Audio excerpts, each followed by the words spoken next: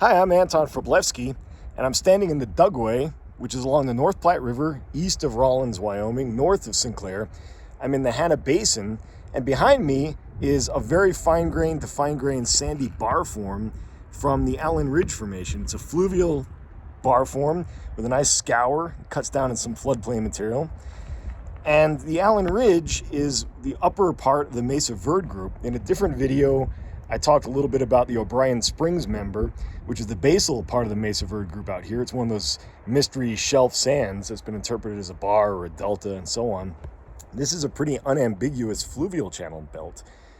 The interesting thing about this one, aside from it being a nice fluvial channel belt, it's really great for that, but there's these really interesting vertical striations below the channel body in the floodplain material. Now, if we get a little bit closer to some of these, they're very prominent tubular looking structures, vertical, filled in with sand, filled in with silt. They're in this kind of floodplain clay and silty material. So what are these things? They're sort of like the vertical structures assigned to things like Scolithos and Roselia, and I have a video on Roselia and some of the marine rocks, but these are much bigger, they're more simple, and they're not as clean. They're not as soda straw-like, they're fairly contorted. These are pretty consistent with either crayfish or crab burrows. Crayfish, of course, are freshwater crustaceans. They make burrows that are very similar to this in the modern world. They're sort of this contorted, not quite straight, sort of knobbly textured vertical shaft, and they can be about the size of a baseball bat. They can extend 2 to 3 meters long, depending on how deep the crayfish wants to get. Likewise, crabs make burrows a lot like this. So fiddler crabs make burrows not unlike this. Ghost crabs along the beach make a lot neater, cleaner burrows, but various species of burrowing crabs make burrows like this. So these are consistent with crustaceans, probably freshwater or brackish water crustaceans. We're not really sure which, and they're at the base of a channel. Now, why are they at the base of a channel? These are probably not animals that were living in the channel and burrowing under it. There'd be no reason to burrow if you're in a channel with water.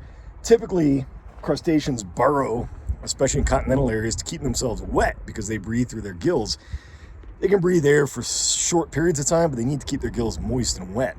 So during seasonal dry periods, they'll burrow down to the groundwater table. If you've ever been around Texas or the Gulf Coast or Louisiana, you've seen those little chimneys in the roadside ditches. Those are made by crayfish. As they excavate material, they pile it up. And they look superficially like Ophiomorpha, but they don't get preserved in the rock record hardly ever. It's usually the burrow fills like this that get captured in the rock record. So just to kind of summarize these observations from the base of the channel, my ever-present whiteboard. On my side of the whiteboard is showing my guess as to the sequence of events that happened here. At time 1, you had these happy crustaceans, little crabs or crayfish that were burrowing down, maybe into a marsh, maybe into a floodplain, keeping themselves nice and hydrated. And then at time 2, channel incised, cut out the tops of these burrows, left the fills at the very base. And if you walk the surface out laterally, if you were able to, you'd probably find deeper burrows. These guys are only 20, 25 centimeters long. As I mentioned, they can get up to 3-4 meters or longer, depending on how deep the animal wants to go.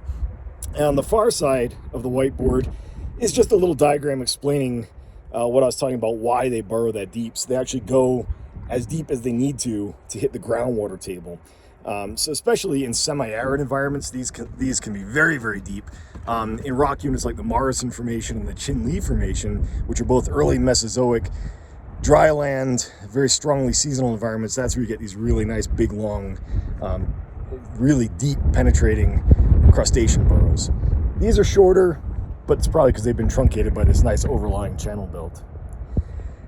So hopefully this has been sort of interesting or entertaining.